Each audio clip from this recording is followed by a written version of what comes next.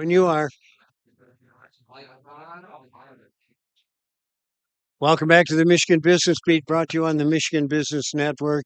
And yes, we are still at the Grand Hotel on Mackinac Island, and we're still at the Detroit Regional Chamber of Commerce's annual policy conference. And we just snatched great talent when they walked by the booth, and we got another one. Todd, it's good to have you here. Todd Gustafson, head of Connexus.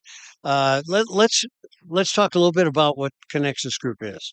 Yeah, so thank you for having me, by the way. Lots of energy. I don't know who the talented person was you're talking about, but I'll fill in. So, uh, Connexus Group is really like a holding company. Like they're a nonprofit that's headquartered down in St. Joseph, Benton Harbor, Michigan, Southwest Michigan. And we have a myriad of subsidiaries that do economic and workforce development. So we actually have a statewide footprint. Mhm.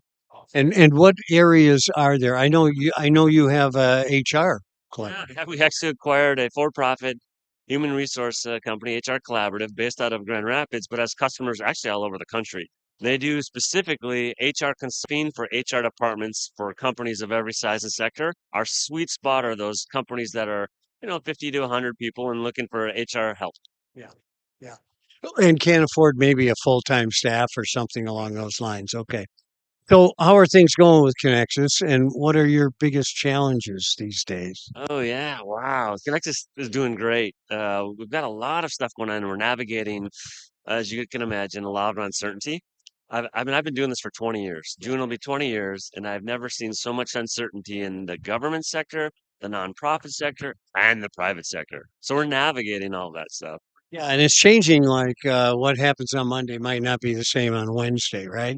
So that's tough. Do you get into DC and do any advocacy work? Yeah, I was just in DC, I don't know, a couple weeks ago or a month ago, and got a good line of sight on what's going on there. Again, like you said, I think it probably changed the day after I left. Yeah. So we're still navigating. We've been really fortunate in that many of our brethren that are other nonprofits have been laying people off. Some have closed down. Some have been able to serve less people or companies. We, thank God, have not been in that boat. And I'm not saying we'll be that forever, but we've been proactively positioning ourselves so we can navigate that one if that happens. And you've got some big decisions that are going to coming up, especially around funding, but we haven't been impacted, knock on wood, yet. Yeah. Okay. So let me ask you, because what you do is a really a lot of good around the state, and work in conjunction with a lot of the established organizations like Michigan Work, Yeah. people like that. Another Michigan Works is another one. We have a subsidiary that is Michigan Works, and it's one of the 16 in Michigan. They're all unique and different. They cover the entire state, and they're very community minded and connected. So the Michigan Works agencies across Michigan really serve employers and job seekers, and they're best suited to serve the community and regional needs, which are different. They're different in Detroit than they are in Marquette or Grand Rapids or Benton Harbor or Traverse City, and so they're really critical. But they're also navigating some funding or regulation changes in DC. Yeah, you're absolutely right. So, speaking of funding, partner, how are you guys funded? Yeah, so we're diversified in our funding. We've got public sector, private sector, fee for services. So it's a whole myriad. And we've been building this for 20 years. I would suggest if you're out there and you're in a nonprofit listening right now, go do it. If you haven't already, you might be behind the eight ball, but the sooner you do it, the better to navigate the storms. Yeah. Oh, and it gives you the diversity enough that if there is a blip, you don't get hurt totally. Exactly. And you get to be able to keep your eye on we keep the eye on the prize, right? Which is serving job seekers and or businesses that need talent. And it's a challenge, but that's why we're here. Todd, you do a lot of mentoring type things. Tell me what the big challenges are for the people you're helping. Yeah, so one of our other subsidiaries is Youth Solutions. Youth Solutions does serves kids in high school, right? Kids that Jobs for America's graduates. So these kids, right, need a lot of help and supportive services. And those kids are the future of Michigan, right? Michigan's population is declining. So every kid counts. And we want to make sure that they're finishing high school, going on to a career or education. And that group helps those kids move in that direction with some career counseling, with supportive services and helping those kids move forward to get jobs ultimately and help the economy in Michigan. Yeah. So, how are you feeling about the future? And I don't mean tomorrow because we don't know what tomorrow's going to bring, but I was optimistic. I mean, the sky could be falling. I'm like, we'll make it through. So I feel good about it, but I'll be anxious to kind of get through this period of time we're in. yeah. So you're talking about like 3.5 years, what you're talking about. Sorry, anyway. 3.5 years, maybe 3.5 days, who knows? That's true. We'll see several ups and downs, I'm sure, Yeah. before that. Okay. Well, it's good to see you here, my friend, and it's Good to always see good to you, spend Chris. time. I'm just trying to follow in your footsteps. I know you're very community minded, and I appreciate all the work that you do. So you're To follow in my footsteps. The authorities will be able to find you. You watch. All right. Todd Gustafson, who is the CEO of the Connexus Group. I'm Chris Holman, and we're coming to you from the Grand Hotel. Yes, that's right. It's a grand affair up here. It's the annual policy conference for the Detroit Regional Chamber of Commerce. And you've been watching the Michigan Business Net on the Michigan Business Network. I'm sorry.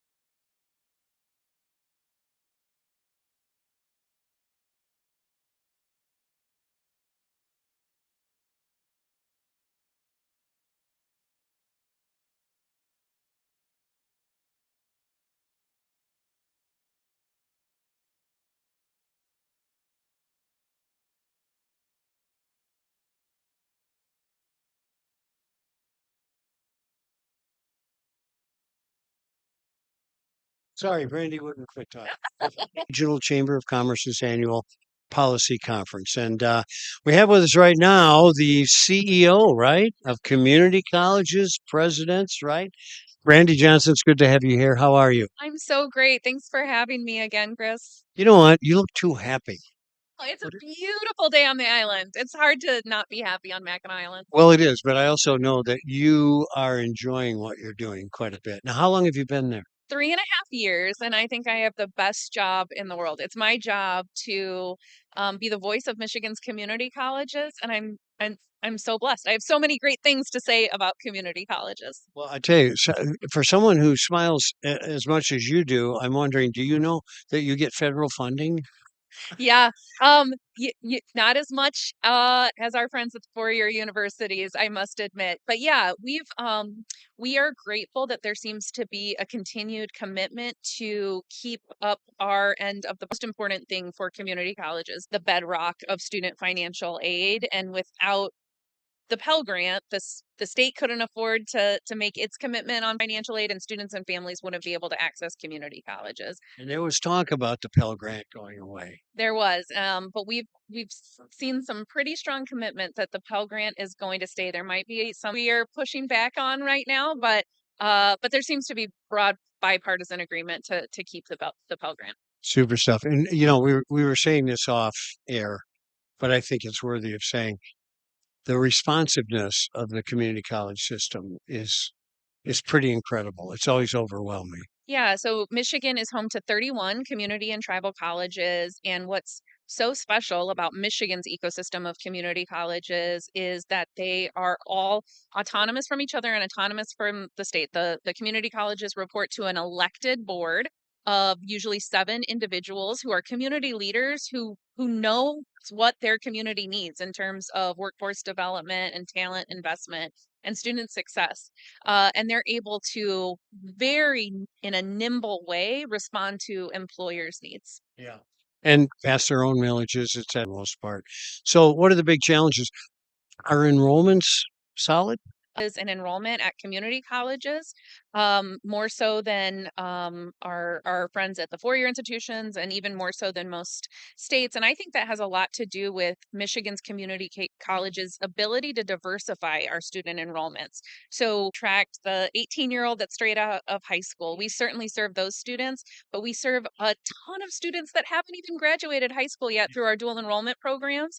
And then we also attract so many working aged adults back into the classroom through the incredibly successful program of Michigan Reconnect, which makes community college tuition free for adults 25 and older. And also internationally, you've got an international department there that kind of moves students and aids them. Here to support all students and making sure that they have a successful outcome, whether they get certifications, associate degrees, transfer to a bachelor's degree. We also have workforce development arms of each of our community colleges that just do it. So we've become a huge asset for small and large employers alike. So yeah, the interesting thing is when employment rate is low, usually enrollments are low. So this is kind of a conundrum. Right. It's yeah, it's counter cyclical usually. You know, the economy is bad, people are out of work, so they go back to community college to skill up. We're seeing the opposite is true, just increased enrollments despite a pretty healthy economy. And again, I think that has everything to do with legislators on both sides of the aisle and this governor making this a priority. They set a big goal in 2019 to 60 by 30, increase the percentage of adults with a college degree or certificate to 60% by the year 2030. Having a North Star goal to keep us focused on the vision helps. And then we've just made year over year investments in student financial aid to really take out the affordability question through Reconnect, the Achievement Scholarship, and the Community College Guarantee. So I've got about 30 seconds left. What's your biggest challenge? Well, our biggest challenge is really just sustaining these investments. You know, we've obviously had a change in leadership in the House. We want to make sure that these, you know, over the past 6 or 7 years, these investments we've made in student financial aid, Reconnect, and Community College Guarantee in particular, are sustained by new legislators. There's term limits and term turnover, and we need to make sure that, you know, new legislators recognize the importance of ensuring that all students can afford a post-secondary education, especially at our already very affordable community colleges. Well, Brandy Johnson, president of the Community Colleges, Michigan Community College Association. Thanks for the good work you do. We appreciate it. Keep that workforce coming. Thank you. All right. Once again, we're coming to you from the Grand Hotel on Mackinac Island. We're here for the Detroit Regional Chamber of Commerce's annual policy conference. I'm Chris Holman. You've been watching the Michigan Business Beat on the Michigan Business Network.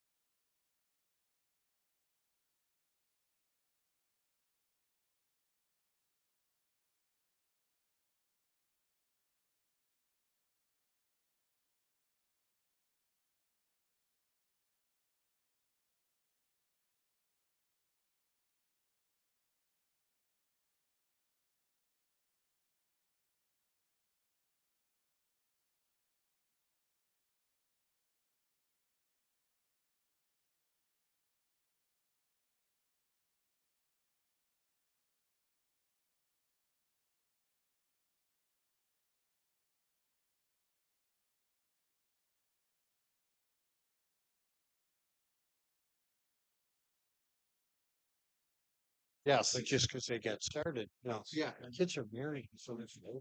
Well, and that's Sarah and I married later, and so I've got friends, lots of friends with grandkids, and Yep. everything. Yeah, my daughter's 15, so we're not in a hurry. No, yeah, you don't need that. Yeah. No. Are we okay now? There you go. Okay. All right. Good. Mm.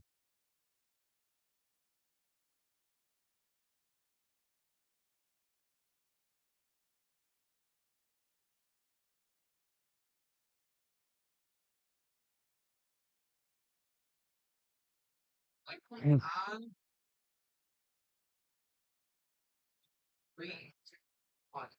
Welcome back to the Michigan Business Beat, brought to you on the Michigan Business Network. Chris Holman here. And we're coming to you from the Grand Hotel, and we're here for the annual policy conference put on by the Detroit Regional Chamber of Commerce. But let's run up to Midland. Forgot everybody tries to get there anyway, right? All roads lead to Midland. There you go. Okay, Tony Stamus, who is the director of Grand Poobah of the Midland Business Alliance, right? So, what's happening in the Midland area? It's exciting. A lot of great things are happening as a community. You come into the summer, we've got the Dow just a couple weeks. Our Great Lakes Loons are home for the 4th of July and fireworks. We've got a new pickleball, which is just exploding as a support. And then our tennis center is putting in tournament quality pickleball courts. And so we're going to have a tournament in Midland, national tournament in August. Oh, wow. And so, I mean, so a lot of exciting things happening in terms, it's going to be a great summer with concerts downtown. And so we're really, we always, people coming to Midland, Dow Gardens, Chippewa Nature Center, wonderful time visit and to visit a second time.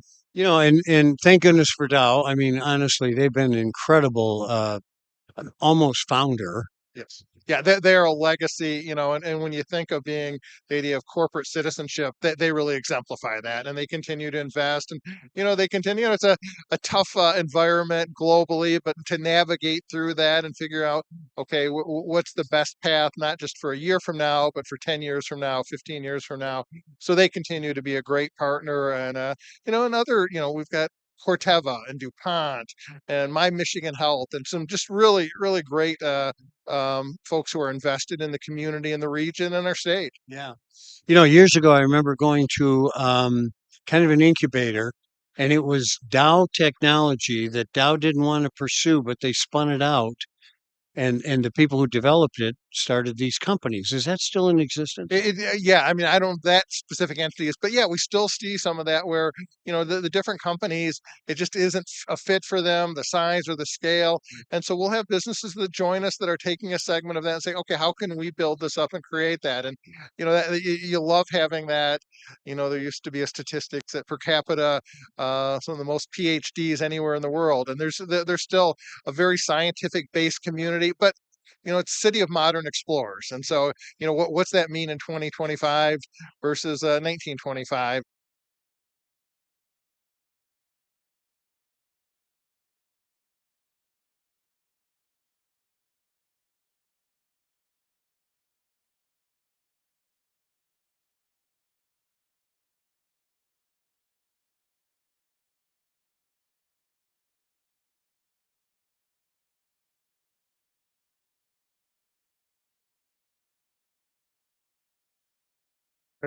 And being part of it and trying to look at solutions. I mean, like every community, housing is a challenge, and so we're working with two of our local foundations, created Housing Forward, not so much in the affordable housing space, but in the attainable workforce housing, and trying to work on issues and on talent and everything. How can we kind of help situate? I think it's a great community, but we need places for people to live. You need childcare. You need these other pieces that come along with economic development to be moving forward in the right direction. No, you're absolutely right. And where do they come from is the question. I mean, the problem right now is interest rates. You can't have affordable housing if you can't see a developer who sees profit in it. Well, yeah, I mean, as a developer, that they have to, they have to make business make sense. Yeah. And so, I think, again, on the affordable, there's a number of tools at the state and federal level, but how do you kind of get that middle workforce? Because it's all tied together. If you open and so how you do that? And people say, what kind of housing do you need? And my answer is always yes. Yeah. We need it at every Yeah. level. Yeah. Yeah, and I think that's everybody, every community right now. There used to be spec homes. Remember spec homes years ago? You don't see spec homes anymore. No, you don't. And I think we're going to have to be creative in terms of how we find solutions because there are some built just the cost of getting things set up. How do you kind of help so that it's an environment where people do want to invest and build? Governor, and it was placed